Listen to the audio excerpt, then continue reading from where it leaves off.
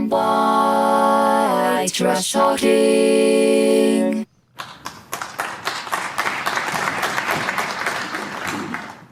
Hello, I'm Doug Johnson, and I'm White Trash Talking. And today I'd like to talk about the so-called pivot to China, which essentially means escalation towards war with China. I've reported previously that this pivot is part of an ongoing three-front war by the U.S. against the three principal BRIC members, namely Russia, Iran, and China. Before I continue, I want to play a clip from CNN of Trump speaking privately to donors about the prospects of war against China. This is what he said. Well, tonight we're learning those details as the audio reveals that Trump says that he threatened not just President Putin, but also China's President Xi Jinping. And this is what he told donors about what exactly that conversation looked like during a private fundraiser last year. To Putin, I said, if you go in to Ukraine, we're going to bomb the shit out of Moscow. I'm telling you, I have no choice. Republicans. So he goes like, I don't believe you. He said, no way. And I said, wait.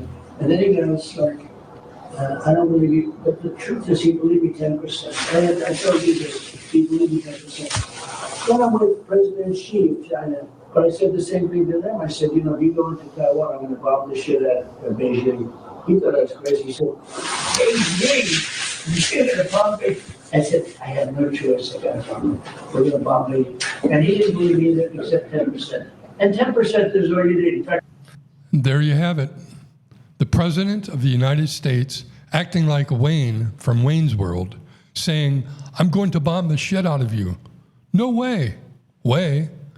Of course, it's very unlikely that Trump actually spoke this way to foreign leaders. Let's hope he didn't speak like this. But still, his flippant behavior is alarming on numerous levels.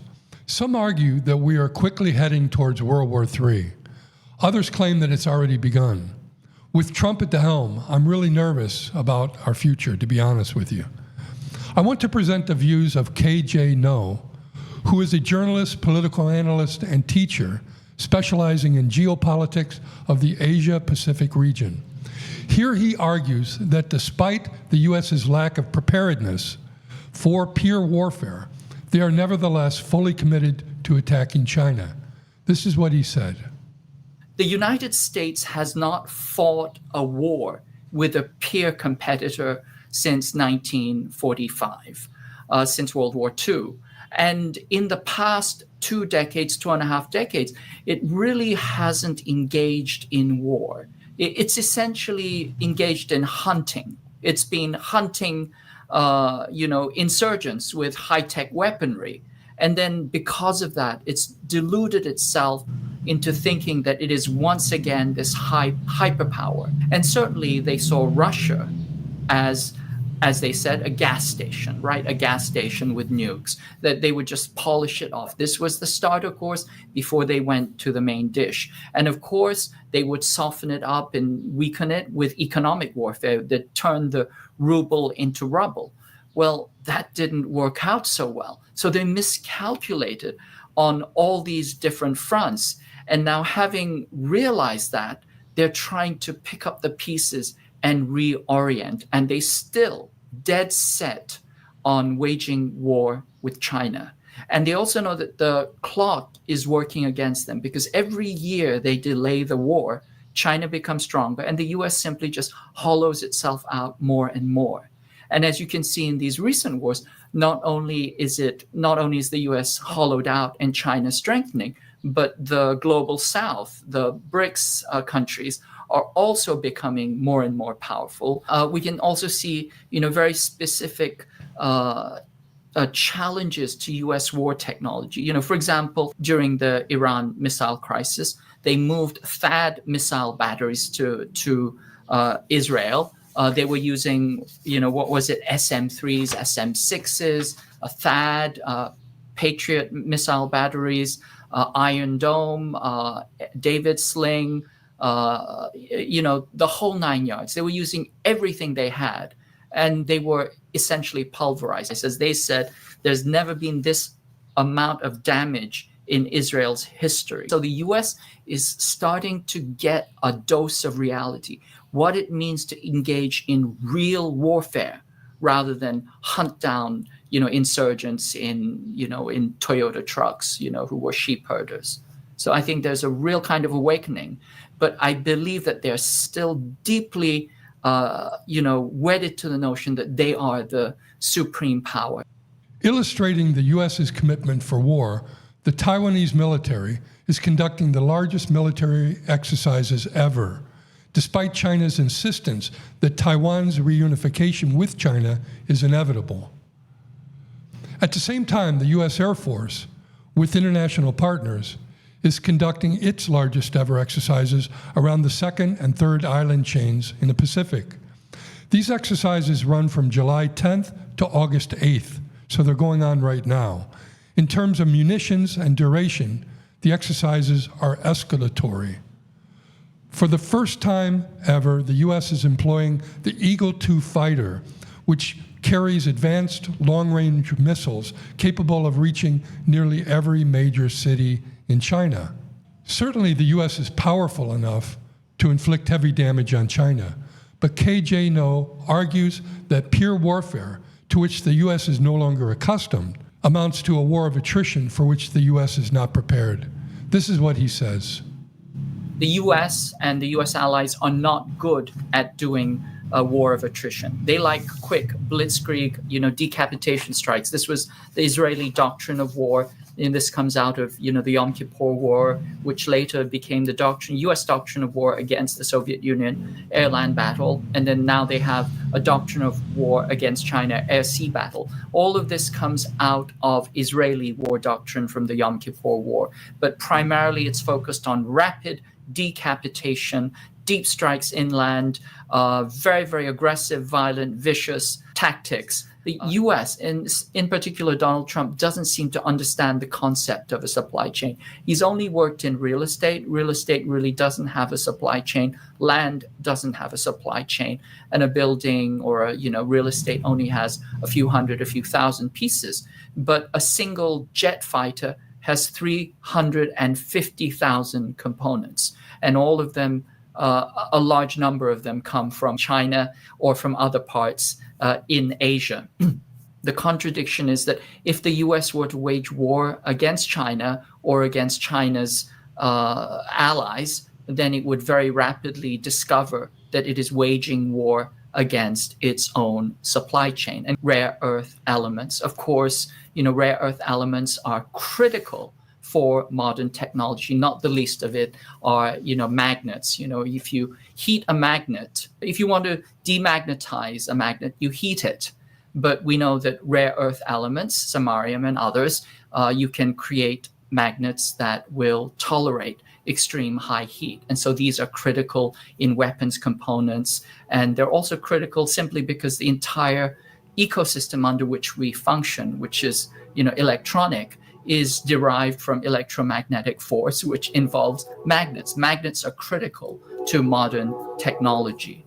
So there's a real misunderstanding of the supply chains, of vulnerabilities, of the complexities of war on this hybrid economic supply chain logistical level. The Center for Strategic International Studies, the CSIS, published an extensive report online that corroborates KJ No's view. It's entitled, "The U.S. Defense Industrial Base is Not Prepared for a Possible Conflict with China." Notable in the report is that while China has 37% of the global share of the critical rare earth minerals, the U.S. has only 1%. Other supply chain vulnerabilities include the following, such as titanium, aluminum, semiconductors, etc. There is also a wide disparity between the U.S. and China in the capacity for metal casting, which is necessary to produce such things as engine blocks, jet engine components, bomb casings, and numerous metal parts for machinery and weaponry. China's capacity is 5 times that of the U.S. KJ No argues that despite the U.S.'s industrial disadvantage, it is developing strategies to offset these industrial shortcomings.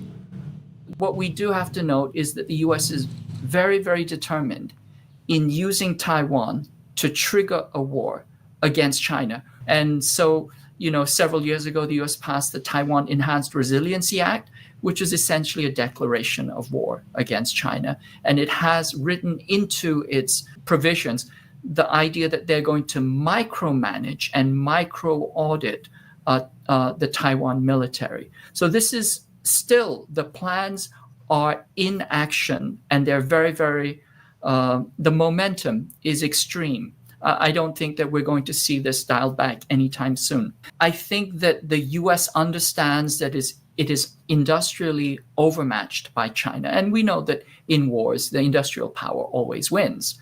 But what they have been doing, as others have pointed out, is that they have been trying to offshore their military industrial supply chain to Korea, of course, to Japan, and also to India. They want India to, build, for example, jet engines, as well as, the electronics.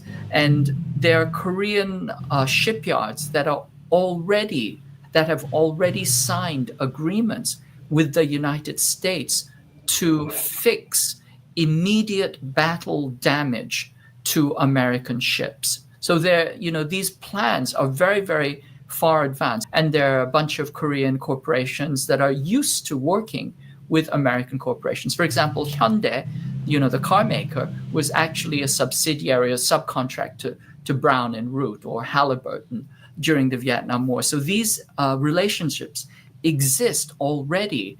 I think the other thing to understand is that, the US has this doctrine of different offsets against war. The first offset is that, if your adversary has a conventional advantage, you just use a bigger bomb. This is the first offset, it's mass. If the other adversary gets a big bomb as well, then you use the second offset. The second offset is you use precision and you knock those bombs out before they can be launched. So if your adversary has precision and mass, then what is your offset? And this is what the US has been preparing over the last decade, which is diffusion and dispersion. That's why they're dispersing all across the first island chain, all across the second island chain, all the way to the third island chain. This is why they're looking for every scrap of asphalt along the island chains and seeing how they can weaponize them. And this is the whole notion of scoot and shoot, etc. And then they also believe that they can use AI to dominate the warfield, because they believe that this is the killer app. This is the thing that will be able to knock out and subjugate all US enemies, in particular China. DeepSeek has thrown that for a loop, but they're still thinking in that way.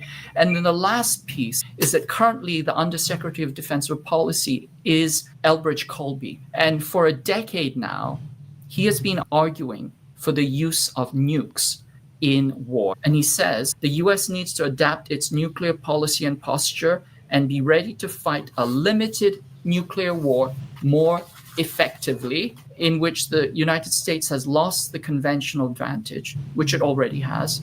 US nuclear weapons should play a vital role in bringing a war that the United States and its allies are losing to a tolerable close.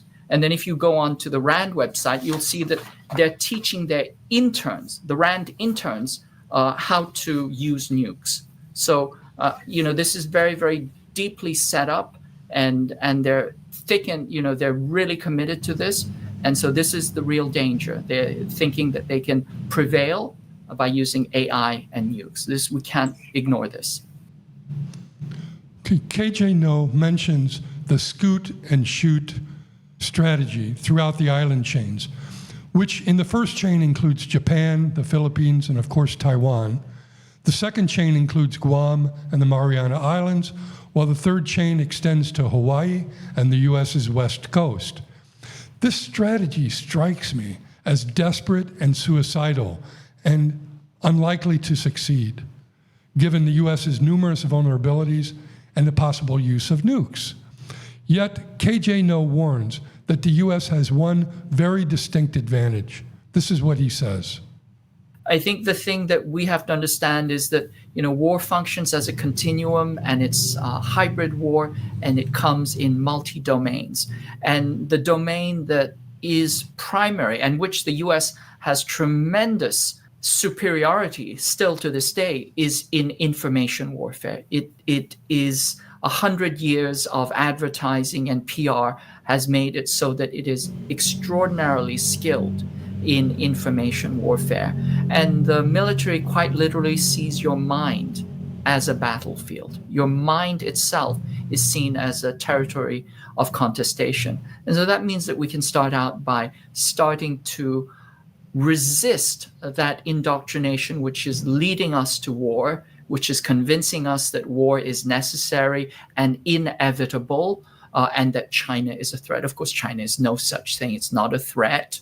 What they mean by threat is that China is uppity, that it is not in its place, and that it dared to rise and challenge the white Western imperial powers. Not only did it dare to rise, challenge, and develop itself, but it did this by using socialism, which is not supposed to work. Socialism is supposed to, collapse of its own contradictions. How dare they use this, damnable socialism to develop their country and to make it even better, and more developed than ours.